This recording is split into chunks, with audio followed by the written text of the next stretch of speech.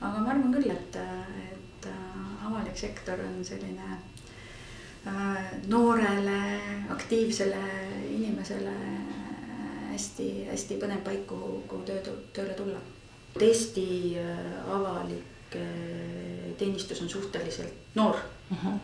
Ja meil, eks ju, avaliku teenistusse asudes, et tegelikult on ju ka noorena tegelikult võimalik karjääri teha, et kus nii mitmetes muudes riikides on sul staaž hästi oluline.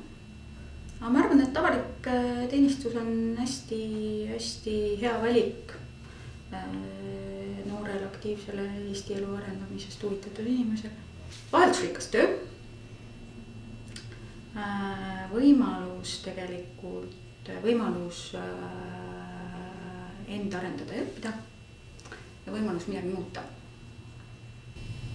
Ma arvan, et valmis oleks selliseid põnevaid ja tegelikult keerulisi teemasid ette võtta, et see usun on oluline ja motiveeriv.